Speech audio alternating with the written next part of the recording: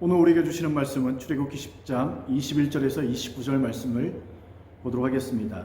봉독하겠습니다. 여호와께서 모세에게 이르시되 하늘을 향하여 내 손을 내밀어 애굽 땅 위에 흑암이 있게 하라. 곧 더듬을 만한 흑암이니라.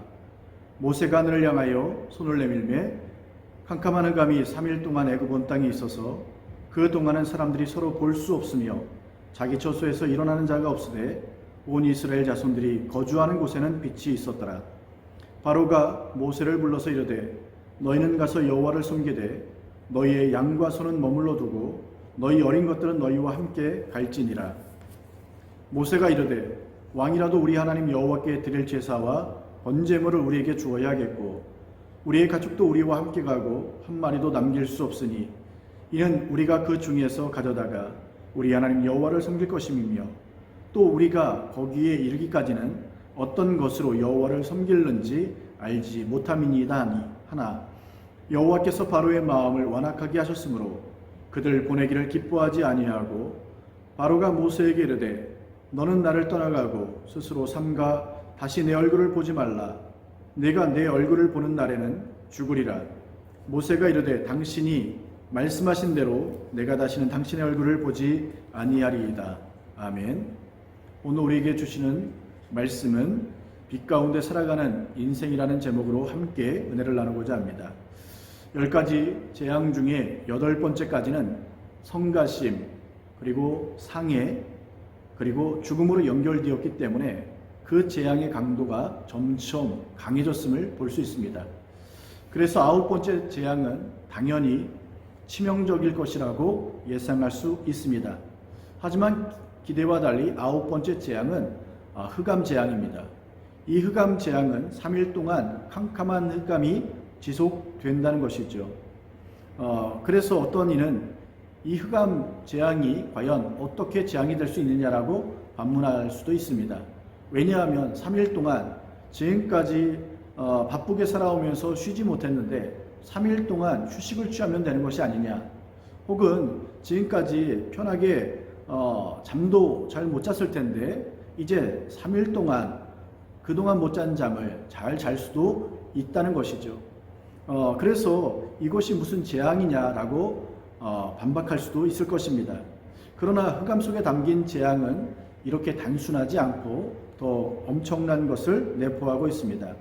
흑암이라고 하는 것은 태양신 날을 제압하는 것입니다. 그래서 태양이 빛을 비추지 못하게 한다는 점에서 아주 강력한 재앙이 되는 것입니다. 애굽은 세상 모든 이해를 신들의 존재를 통해서 설명해 왔기 때문에 애굽은 많은 신이 존재합니다. 그 중에 하늘 위에 있는 태양은 어떤 신보다도 위에 있고, 태양이 있어야 농사를 짓고 태양이 있어야 그 태양으로 인해서 생명이 보존됨을 알았기에 태양신 라는 애굽 최고의 신으로 섬기고 있었던 것입니다. 그리고 피라밋을 건설했던 애굽 왕들은 스스로를 태양신의 아들이라고 여겼습니다. 이처럼 자신을 신의 자리까지 격상시킬 정도로 태양신 라에 대한 절대적 신앙을 가지고 있음을 보여주고 있는 것입니다. 그런데 태양신 라가 전혀 그 힘을 못 쓰게 했던 것이 바로 흑암 재앙입니다. 물론 6월절에 장자가 죽는 사건과도 연결되지만 바로에겐 애굽의 존재 기반을 흔드는 가장 치명적인 재앙이 아닐 수 없었던 것이죠. 그럼에도 바로는 돌이키지 못했던 것입니다.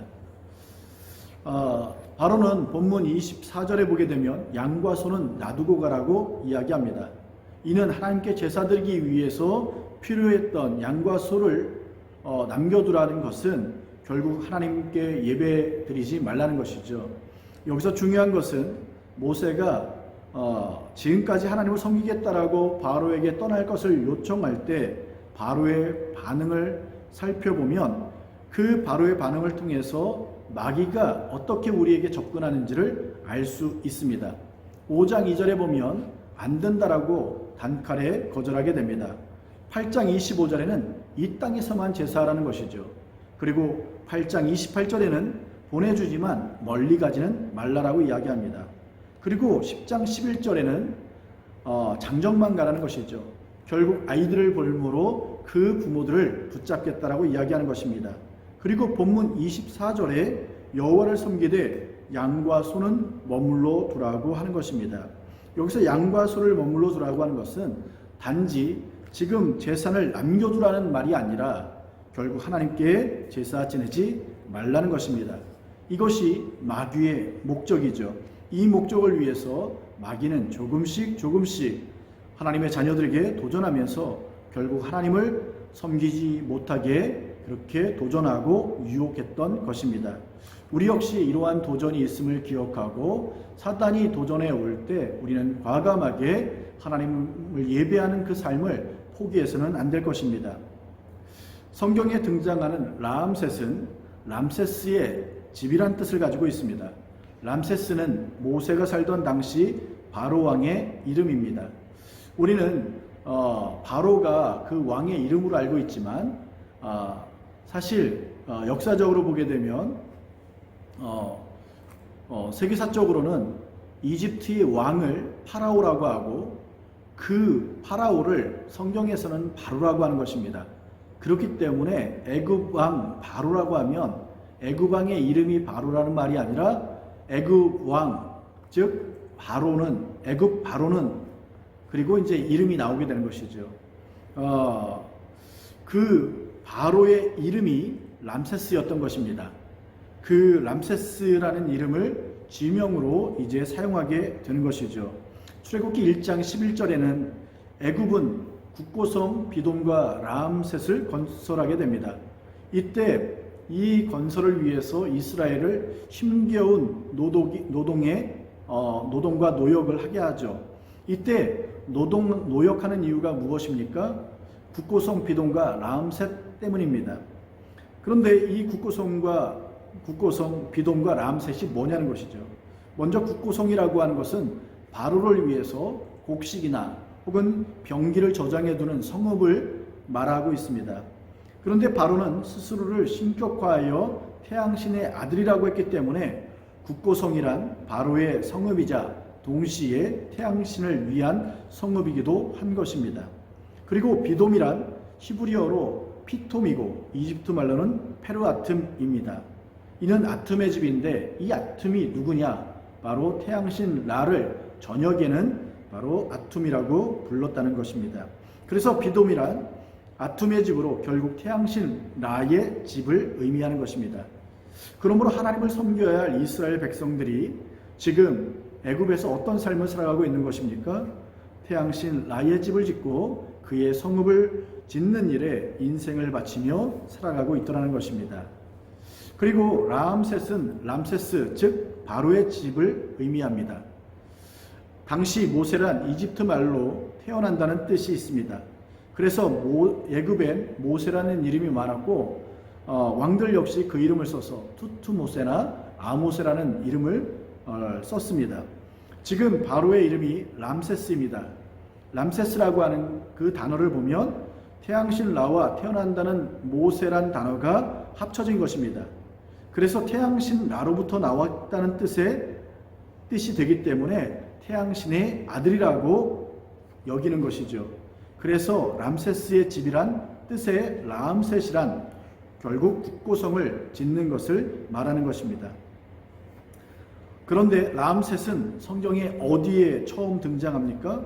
창세기 47장 요셉이 총리 대신이 되었을 때 등장하게 됩니다.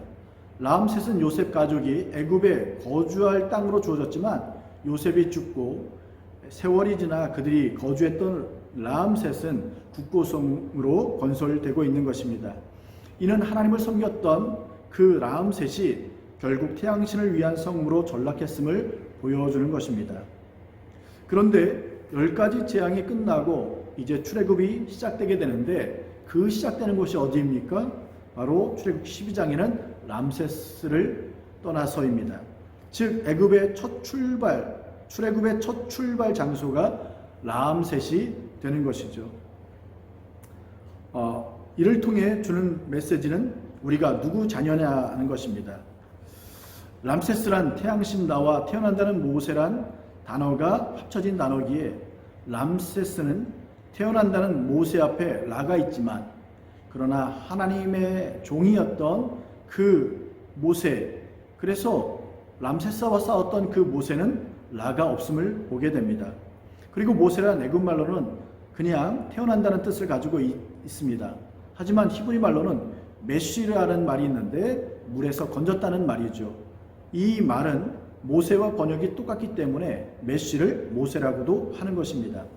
이처럼 하나님의 섭리는 물에서 건져 올린 자란 뜻의 모세란 이름을 통해서 구원받은 하나님의 자녀란 메시지를 주고 있는 것입니다.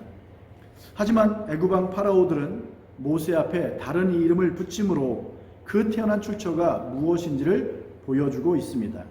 람세스는 태양신의 아들, 투투모세는 지혜의 신의 아들, 아모세는 바로 달의 신의 아들이 되는 것입니다. 이처럼 모세는 물에서 건져 올린 자로서 하나님의 섭리가 아니면 살아갈 수 없는 자가 모세라고 말하고 있는 것입니다. 그런데 우상의 아들 람세스가 하나님의 아들 모세에게 28절에 얼굴을 보면 죽는다라고 말하게 됩니다. 하지만 이것보다 더 중요한 것이 무엇입니까? 하나님의 아들 모세가 우상의 아들인 람세스에게 하는 말은 29절에 다시는 내 얼굴을 안 보겠다는 것입니다. 무슨 말입니까? 바로 입장에선 마지막 기회를 잃어버린 것이고 모세는 바로에게 마지막 기회를 철회했던 것입니다. 마귀는 우리가 하나님을 예배하지 못하게 하는 것을 끝까지 포기하지 않는다는 것을 우리가 놓쳐서는 안 됩니다. 그러나 한 가지 더 우리가 절대 놓쳐서는 안 되는 한 가지는 하나님도 우리가 예배자로 살게 하는 것을 결코 포기하지 않는다는 것이죠. 그래서 결론이 무엇입니까? 출애굽이라는 것입니다. 마지막 유월절을 통해서 끝까지 포기하지 않던 마귀가 어린 양의 피 앞에 결국 항복하고 손을 드는 것입니다. 이것이 출애굽의 역사인 것입니다.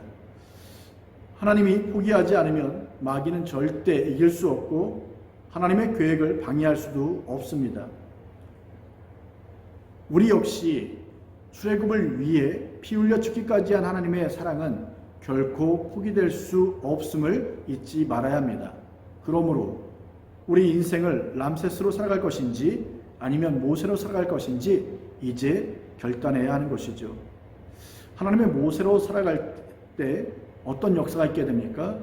온 세상이 흑암 가운데 앞을 보지 못하는 세상에 섬겼던 그 태양신의 힘을 잃어버리는 결국은 우상을 섬기다 멸망할 그 존재들 그 세상의 역사 속에서 23절에 보면 이스라엘이 거주하는 곳에는 빛이 있었다는 것이죠.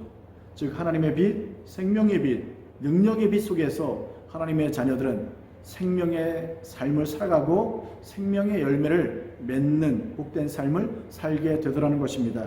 그러므로 하나님의 자녀로 살아감으로 날마다 빛의 역사로 승리하는 삶을 살아가길 주님의 이름으로 축원합니다. 기도하겠습니다. 하나님 아버지, 바로가 이스라엘 백성들을 쉽게 내어주지 않은 것처럼 마귀도 끊임없이 우리를 도전하여 우리가 하나님을 예배하지 못하게, 우리가 하나님의 자녀 되지 못하도록 하나님의 그 놀라운 은혜의 구원의 역사에서 벗어나도록 도전하고 유혹합니다. 하나님, 우리가 어떠한 상황, 어떠한 환경에 처한다 할지라도 그 하나님의 사랑과 그 하나님의 구원은 끊을 수 없는 하나님의 위대한 은혜임을 기억하고 우리가 힘들고 어려울 때마다 하나님의 그 은혜를 붙잡고 다시금 일어서게 하여 주옵소서. 끊임없는 마귀의 도전과 유혹과 공격을 두려워하기보다 우리를 끝까지 포기하지 않는 하나님의 위대한 사랑이 있음에 담대함을 얻고 아버지의 날마다 승리하는 삶을 살아갈 수 있도록 축복해 주옵소서. 하나님, 그 삶 가운데 빛의 자녀로 살아가게 도와 주옵소서. 빛의 아버지 하나님이여, 이스라엘이 머무는 그곳에는 빛이 있었다고 했사오니 하나님 아버지, 그 빛의 빛 가운데 살아가는 자들이 당연히 빛된 삶을 살아가는 것은 마땅한 줄 믿습니다. 오늘 우리가 하나님의 자녀로 그렇게 하나님의 은혜 안에서 빛의 자녀로 살아갈 수 있도록 우리를 축복해 주옵소서. 이제는 우리 주 예수 그리스도의 은혜와 하나님 아버지의 무한하신 사랑하심과 성령님의 감화 감동 교통하심이 함께 예배드린 모든 성도들 머리 위에 이제로부터 영원토록 함께 하시옵기를 주 예수 그리스도 이름으로 축원하옵나이다. 아멘.